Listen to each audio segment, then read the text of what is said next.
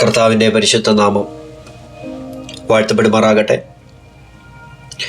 എല്ലാ പ്രിയപ്പെട്ടവർക്കും യേശുക്രിസ്തുവിൻ്റെ നാമത്തിലുള്ള വന്ദനങ്ങളെ അറിയിക്കുന്നു.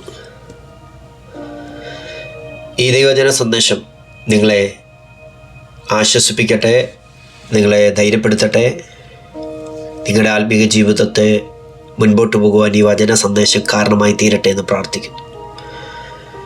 ദൈവത്തിൻ്റെ വചനത്തിൻ്റെ ശബ്ദമാണ്, ദൈവവചനമാണ് നമ്മെ മുന്നോട്ട് നയിക്കുന്നത്. പ്രിയമുള്ളവരെ, നാം ആരാധിക്കുന്ന ദൈവം, നാം സേവിക്കുന്ന ദൈവം, ബൈബിൾ പരിചയപ്പെടുത്തുന്ന ദൈവം സർവശക്തനാണ്, സർവജ്ഞാനിയാണ്, സർവവ്യാപിയാണ്. നമ്മൾ ആരാധിക്കുന്ന കർത്താവ് യേശു, അവിടുത്തെ നാമം എല്ലാ നാമത്തിനും മേലായ നാമമാണ്. അവിടുത്തെ നാമത്തിൻ്റെ മുൻപിൽ സ്വർലോകരുടെയും ഭൂലോകരുടെയും അധോലോകരുടെയും മുഴങ്കാലുകളൊക്കെ മടങ്ങും. സകല വാഴ്ചകൾക്കും അധികാരങ്ങൾക്കും കർത്തൃത്വങ്ങൾക്കും അത്യന്തം മീതെ ഇരിക്കുന്ന നാമമാണ് യേശുക്രിസ്തുവിൻ്റെ നാമം. അതാണ് നമ്മുടെ ബലം, അതാണ് നമ്മുടെ ഉറപ്പ്, അതാണ് നമ്മുടെ ധൈര്യം. എന്തെല്ലാം പ്രതിസന്ധികൾ നമ്മുടെ ചുറ്റുമുണ്ടെന്ന് പറഞ്ഞാലും ദൈവത്തിൻ്റെ വചനം നൽകുന്ന ഉറപ്പിലാണ് നാം ഓരോ ദിവസവും മുൻപോട്ട് പോകുന്നത്. ദൈവവചനം നമ്മൾ വായിക്കുമ്പോൾ അസാധ്യമായ പല കാര്യങ്ങളും ദൈവം താൻ വിളിച്ച് വേർതിരിച്ച വ്യക്തികളോട് പറയുമ്പോൾ, തൻ്റെ ഉദ്ദേശമുള്ള, തൻ്റെ നിയോഗമുള്ള വ്യക്തികളോട് പറയുമ്പോൾ പലപ്പോഴും അവർ ആ കാര്യത്തെ അക്സെപ്റ്റ് ചെയ്യാതെ, അവർക്ക് അംഗീകരിക്കാൻ കഴിയാതെ പല പ്രതികരണങ്ങൾ ദൈവശബ്ദത്തിന് മുമ്പാകെ പറഞ്ഞതായി നമുക്ക് കാണാം. ഉൽപ്പത്തി മുതൽ വെളിപ്പാട് വരെ വായിക്കുമ്പോൾ ഒരുപാട് സ്ഥലങ്ങളിൽ അസാധാരണ ദൈവപ്രവർത്തികളെക്കുറിച്ച് ദൈവം മനുഷ്യരോട് പറയുമ്പോൾ, അവരിലൂടെ ദൈവം ചെയ്യാൻ പോകുന്ന വലിയ കാര്യങ്ങളെക്കുറിച്ച് പറയുമ്പോൾ അവരുടെ വ്യത്യസ്ത പ്രതികരണങ്ങളെ നമുക്ക് കാണാൻ കഴിയും. അതിലൊരാൾ അബ്രഹാമാണ്. നമുക്കറിയാം, സാറ ചിരിച്ചു, മകന് ഇസഹാക്ക് എന്ന് പേരിട്ട് ചിരി. എന്നാൽ സാറ മാത്രമല്ല ചിരിച്ചത്. ബൈബിൾ വ്യക്തമായി വായിക്കുന്നവർക്കറിയാം, അബ്രഹാമും ചിരിച്ചിരുന്നു. അബ്രഹാമും ചിരിച്ചു, സാറയും ചിരിച്ചു. ഉൽപ്പത്തി പുസ്തകം 17-ാം അധ്യായത്തിൻ്റെ 17-ാം വാക്യത്തിൽ അബ്രഹാം ചിരിക്കുന്നതായിട്ട് കാണാം. യഹോവയായ ദൈവം അബ്രഹാമിനോടും അദ്ദേഹത്തിൻ്റെ ഭാര്യയോടുമുള്ള ദൂത് അബ്രഹാമിനോട് പറയുന്നതായി നമുക്ക് കാണാൻ കഴിയും. 17-ാം അധ്യായത്തിൻ്റെ 16-ാം വാക്യത്തിൽ വായിക്കുകയാണ്, ഞാൻ അവളെ അനുഗ്രഹിച്ച് അവളിൽ നിന്ന് നിനക്കൊരു മകനെ തരും. ഞാൻ അവളെ അനുഗ്രഹിക്കുകയും അവൾ ജാതികൾക്ക് മാതാവായി തീരുകയും ജാതികളുടെ രാജാക്കന്മാർ അവളിൽ നിന്ന് ഉത്ഭവിക്കുകയും ചെയ്യുമെന്ന് അരുളി ചെയ്തു. 17-ാം വാക്യം, അപ്പോൾ അബ്രഹാം കവിണ്ണു വീണ് ചിരിച്ചു. 100 വയസ്സുള്ളവന് മകൻ ജനിക്കുമോ? 90 വയസ്സുള്ള സാറ പ്രസവിക്കുമോ എന്ന് തൻ്റെ ഹൃദയത്തിൽ പറഞ്ഞു.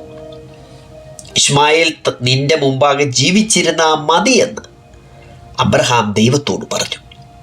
അതിന് ദൈവം അരുളി ചെയ്തത്, അല്ല, നിന്റെ ഭാര്യയായ സാറ തന്നെ നിനക്കൊരു മകനെ പ്രസവിക്കും. നീ അവന് ഇസഹാക്ക് എന്ന് പേരിടണം. അബ്രഹാമിൻ്റെ ദാസിയായ ഹാഗാറിലൂടെ അബ്രഹാമിനൊരു മകൻ ജനിച്ചു, പേര് ഇശ്മായേൽ. ദൈവം ദൂത് പറഞ്ഞിട്ട് അത് നടക്കാതിരുന്നപ്പോഴാണ് അങ്ങനെ ഒരു ഓപ്ഷനിലേക്ക് പോയത്. പക്ഷേ ദൈവം വീണ്ടും അബ്രഹാമിനെ തെരഞ്ഞു പിടിച്ചിട്ട് പറയുക, നിന്റെ ഭാര്യയായ സാറ മകനെ പ്രസവിക്കും, അവളിൽ നിന്ന് നിനക്കൊരു മകനുണ്ടാകും, അവൾ ജാതികൾക്ക് മാതാവായി തീരും, ജാതികളുടെ രാജാക്കന്മാർ അവളിൽ നിന്ന് ഉത്ഭവിക്കും എന്നൊക്കെ കേട്ട് കഴിഞ്ഞപ്പോൾ അദ്ദേഹത്തിൻ്റെ പ്രതികരണമാണ്, വിശ്വാസികളുടെ പിതാവാണ് അദ്ദേഹം.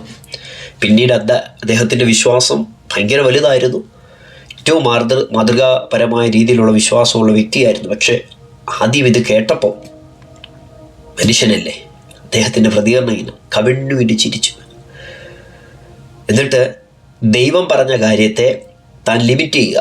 ദൈവമേ, അതൊന്നും വേണ്ട, കാരണം അതുപോലൊന്നും എൻ്റെ ജീവിതത്തിൽ നടക്കത്തില്ല, എൻ്റെ കുടുംബത്തിൽ അങ്ങനെയൊന്നും നടക്കത്തില്ല, കാരണം അതാണ് ഇപ്പോഴത്തെ സിറ്റുവേഷൻ. പിന്നെ ഇശ്മായേൽ എൻ്റെ മുമ്പാകെ ജീവിച്ചിരുന്നാൽ മതി. ഇശ്മായേൽ എന്ന് പറയുന്ന ഒരു സന്തതി ഉണ്ടല്ലോ, ദാസിയുടെ തലമുറ, അതങ്ങ് ജീവിച്ചിരുന്നാൽ മതി, വേറെ പദ്ധതി ഒന്നും ദൈവമേ വേണ്ട, ഇങ്ങനെയൊക്കെ അങ്ങ് പോയാൽ മതി മതി മതി. ഇന്ന് ഈ സന്ദേശം കേൾക്കുന്ന സഹോദര സഹോദരി, നിന്നോട് ദൈവം വലിയ കാര്യങ്ങൾ പറയുമ്പോൾ, മഹാനായ പ്രപഞ്ചത്തെ മുഴുവൻ ഒറ്റ വാക്കുകൊണ്ട് സൃഷ്ടിച്ച, സകലത്തെ തൻ്റെ ശക്തിയുള്ള വചനത്താൽ വഹിക്കുന്ന സർവശക്തനായ ദൈവം നിന്നൊരു ദൂത് പറയുമ്പോൾ, ദൈവമേ അതൊന്നും വേണ്ട, അതൊന്നും പറ്റുന്ന കാര്യമല്ലെന്ന് പറഞ്ഞ് നീ കവിണ് വിളിച്ചിരിച്ചാലും, നീ ലിമിറ്റ് ചെയ്യാൻ ശ്രമിച്ചാലും, ഒരു കാര്യം ഓർത്തോണം, തമ്പുരാൻ പറഞ്ഞ തമ്പുരാനങ്ങ് ചെയ്യും. അബ്രഹാം മാനുഷികമായ നിലയിൽ കവിണ് വീണങ്ങ് ചിരിച്ചതാ. അദ്ദേഹത്തിന് അതൊരു തമാശയായിട്ട് തോന്നി. പക്ഷെ ദൈവം തമാശയ്ക്കൊന്നും പറയത്തില്ല കേട്ടോ. എന്തെങ്കിലും തമ്പുരാൻ പറഞ്ഞിട്ടുണ്ടെങ്കിൽ അത് നിവർത്തിയാകാൻ വേണ്ടി തന്നെ പറയുന്നത്. ചില കാര്യങ്ങൾ നമ്മുടെ ജീവിതത്തിൽ നാം തന്നെ ദൈവത്തെ പരിമിതപ്പെടുത്തി, അതൊന്നും എൻ്റെ ജീവിതത്തിലൊന്നും സംഭവിക്കത്തില്ല, ബാക്കിയുള്ളവരുടെയൊക്കെ ജീവിതത്തിൽ സംഭവിച്ചേക്കാം, എനിക്കിങ്ങനെ പ്രായമായി ഇങ്ങനെയൊക്കെ അങ്ങ് പോകത്തേ ഉള്ളെന്ന് പറയാൻ വരട്ടെ. അബ്രഹാമിൻ്റെ ജീവിതത്തിൽ ഇതാ സംഭവിച്ചേ. വയസ്സായി, ഇഷ്ടംപോലെ വയസ്സായി, 90 മീതെ വയസ്സായി. അപ്പോൾ പറയുക, ഇസ്മായിൽ എൻ്റെ മുമ്പാകെ ജീവിച്ചിരുന്നാൽ മതിയെന്നേ. അബ്രഹാം കവിണ് വീണ് ചിരിച്ചു. പക്ഷെ ദൈവം അതൊന്നും മൈൻഡ് ചെയ്തില്ല. ഞാൻ പറഞ്ഞു, നിന്നോ അങ്ങനൊന്നുമല്ല, നിൻ്റെ ഭാര്യ തന്നെ പ്രസവിക്കും കേട്ടോ. എന്നിട്ട് 18-ാം അധ്യായത്തിൽ നമുക്കറിയാം, 3 പുരുഷന്മാർ അബ്രഹാമിൻ്റെ വീട്ടിൽ വരുന്നു. അബ്രഹാം അവരെ സൽക്കരിച്ചു. അവർക്ക് സൽക്കാരമൊക്കെ കഴിഞ്ഞപ്പോൾ അവിടെ ദൂത് പറഞ്ഞു. 18-ാം അധ്യായത്തിൻ്റെ 10 തൊട്ട് വായിക്കുമ്പോൾ 17-ാം അധ്യായത്തിൽ ദൂത് പറഞ്ഞ ദൈവം 18-ാം അധ്യായത്തിൽ വന്ന് വീണ്ടും അത് ഉറപ്പിക്കുക.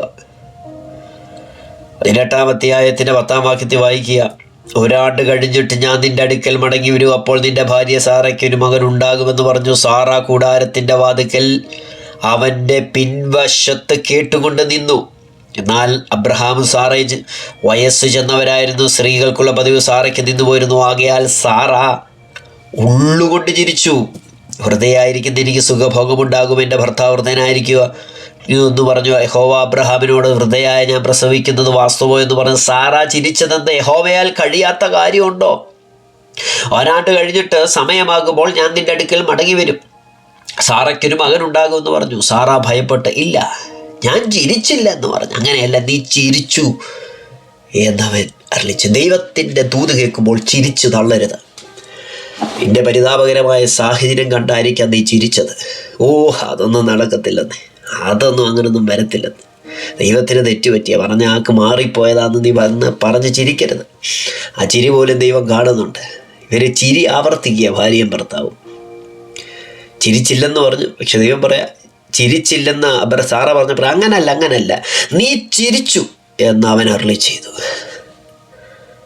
അബ്രഹാമേ, താങ്കൾ ചിരിച്ചാലും, കവിണ്ണു വീണ് ചിരിച്ചാലും, സാറേ താങ്കൾ ചിരിച്ചാലും, ചിരിച്ചില്ലെന്ന് പറഞ്ഞിട്ട് ഹൃദയത്തിൽ ചിരിച്ചാലും, ദൈവം പറഞ്ഞു, ദൈവം മാറ്റത്തില്ല. ആ ദൈവത്തിൻ്റെ വിശ്വസ്തത.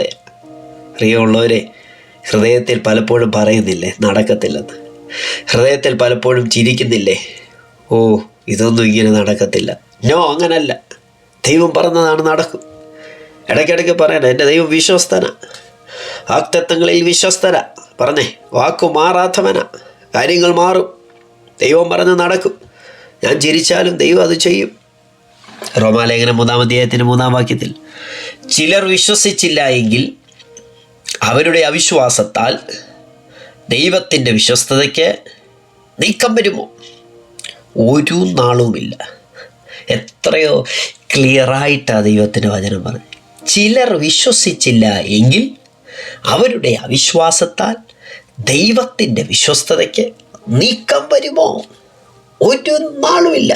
ദൈവത്തിൻ്റെ സ്നേഹത്തിൽ പറഞ്ഞ അവിശ്വസ്തരായി പാർത്താലും അവൻ വിശ്വസ്തനായി പാർക്കും. ദൈവത്തിൻ്റെ സ്വഭാവം ദൈവത്തിന് ത്യജിക്കാൻ പറ്റത്തില്ല. ചിലർ വിശ്വസിച്ചില്ലെന്ന് പറഞ്ഞ് ദൈവത്തിന് അത് ചെയ്യാതിരിക്കാൻ പറ്റുമോ? പ്രിയമുള്ളവരെ, ഞാൻ വിളിച്ചു പറയുന്നു, നമ്മുടെ ഹൃദയത്തിലെ നല്ല ആഗ്രഹങ്ങളെ സാധിപ്പിക്കുന്ന ദൈവം, നമ്മുടെ കൈകളെ അത് ചെയ്യുവാൻ വേണ്ടി ബലപ്പെടുത്തുന്ന ദൈവം, ആ ദൈവം വിശ്വസ്തന. ഈ മെസ്സേജ് കേൾക്കുമ്പോൾ ധൈര്യത്തോടെ വിളിച്ചു പറയുക. നമ്മളൊരു പക്ഷേ ദൈവം ഒരു പല കാര്യങ്ങളും നമ്മളോട് പറയുമ്പോൾ നമ്മൾ ചിരിക്കുമായിരിക്കും, ഉള്ളുകൊണ്ട് ചിരിക്കുമായിരിക്കും. ചിരിക്കുന്ന ഈ മെസ്സേജ് കേൾക്കുമ്പോൾ പോലും എത്ര പ്രാവശ്യം ഇതുപോലുള്ള ദൂത് കേട്ടതാ, പലരിൽ നിന്ന് കേട്ടത്. ചിരിച്ച് തള്ളണ്ട. ഒരു ദിവസം നിന്റെ കണ്ണുകൊണ്ട് നീ കാണും ദൈവം പറഞ്ഞത് നിവർത്തിയാകുന്നത്. ബൈബിളിൽ നമ്മൾ വായിച്ചാൽ ഒരുപാട് പ്രവചനങ്ങൾ കാണാം. ദൈവത്തിൻ്റെ വചനത്തിനകത്ത് പറഞ്ഞിരിക്കുന്ന പ്രവചനങ്ങളൊന്നും സ്വതമായി പറഞ്ഞതല്ല, മനുഷ്യൻ സ്വയമേ പറഞ്ഞതല്ല, പരിശുദ്ധാത്മ പ്രേരണയുണ്ടായിട്ട് പറഞ്ഞതാണെന്ന പത്രോസിൻ്റെ ലേഖനത്തിൽ വായിക്കുന്നത്. ഈ ലോകത്തിൽ സംഭവിക്കാൻ പോകുന്ന സകല കാര്യങ്ങളെക്കുറിച്ചും ദൈവത്തിൻ്റെ വചനത്തിനകത്ത് പറഞ്ഞിട്ടുണ്ട്. ഒരു സംശയമില്ല. അന്ത്യകാലത്ത് ദുർഘട സമയങ്ങൾ വരും, വചനമാണ്. മനുഷ്യൻ സ്വസ്നേഹികളായി തീരും, വമ്പ് പറയുന്നവരായി തീരും, വചനമാണ്. അതതുപോലെ സംഭവിച്ചുകൊണ്ടിരിക്കുക.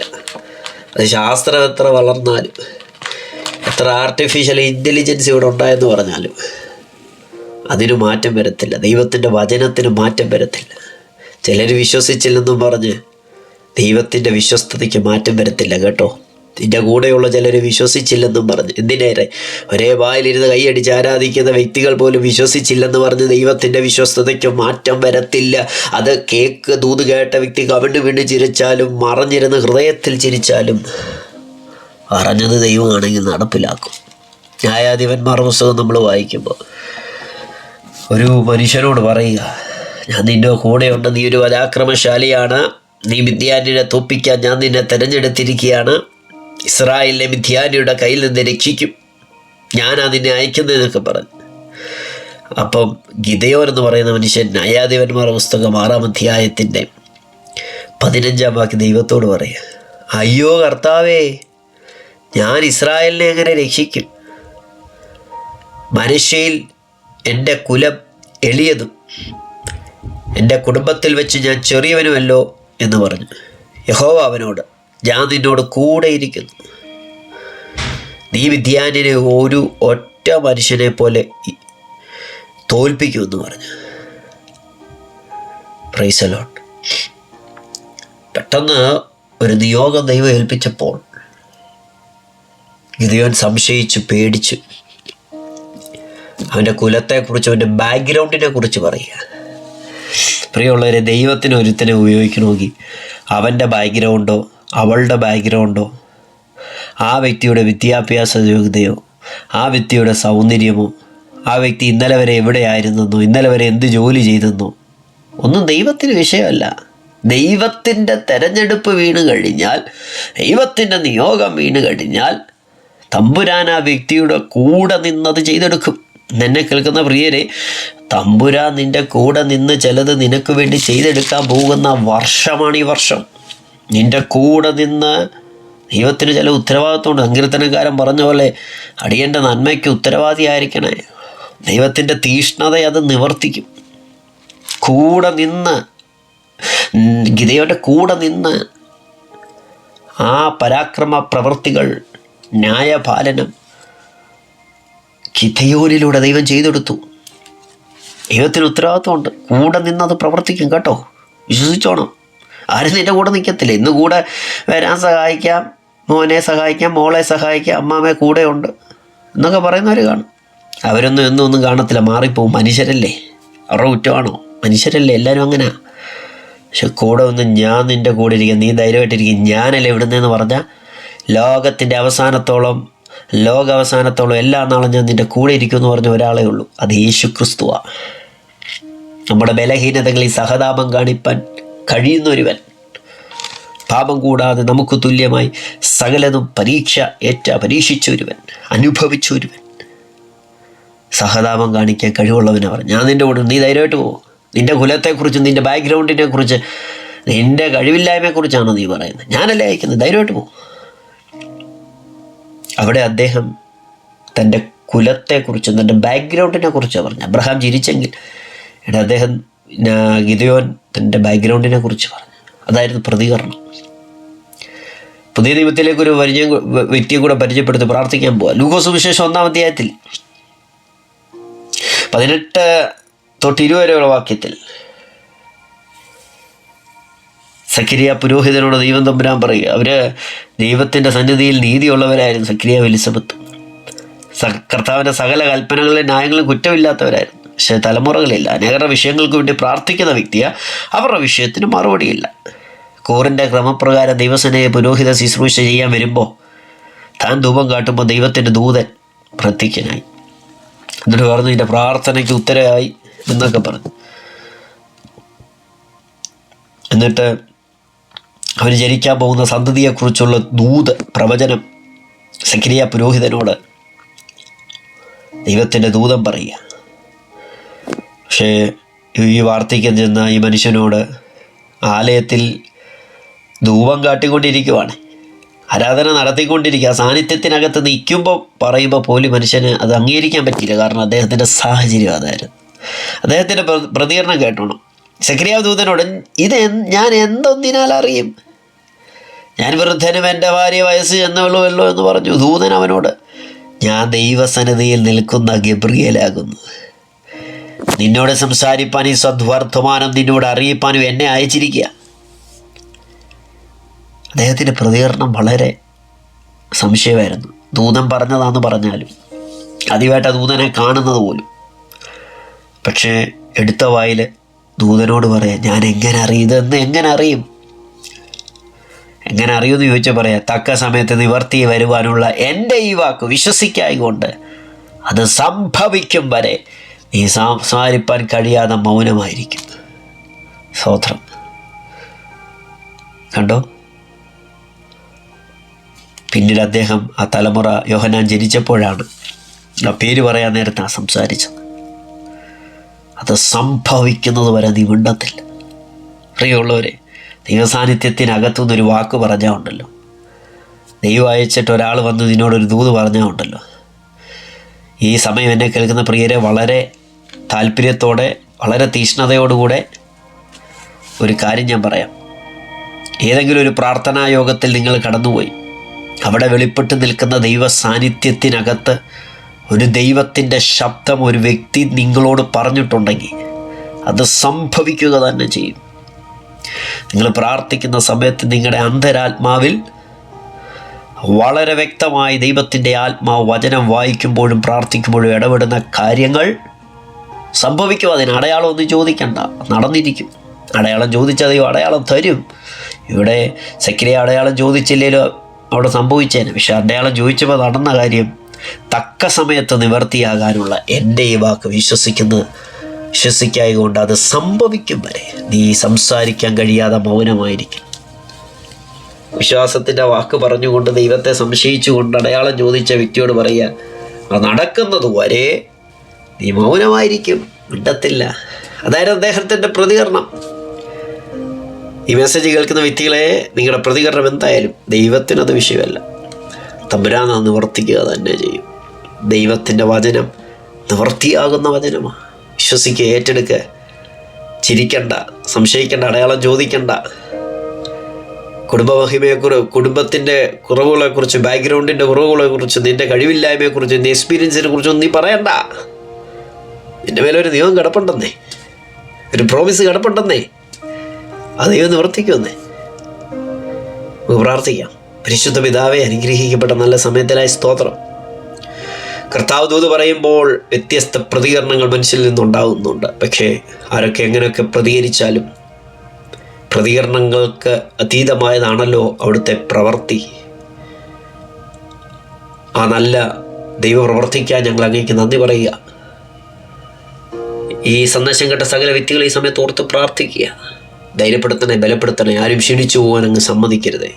വചനത്തിൽ അടിയുറച്ച് വിശ്വസിക്കുന്നവരായി അങ്ങയുടെ വരവിനായി ഒരുങ്ങുന്ന വ്യക്തികളായി തീരാൻ ഞങ്ങളെ സഹായിക്കണം. പ്രാർത്ഥന കേട്ടേ നന്ദി, യേശുവിൻ നാമത്തിൽ. ആമേൻ. God bless U.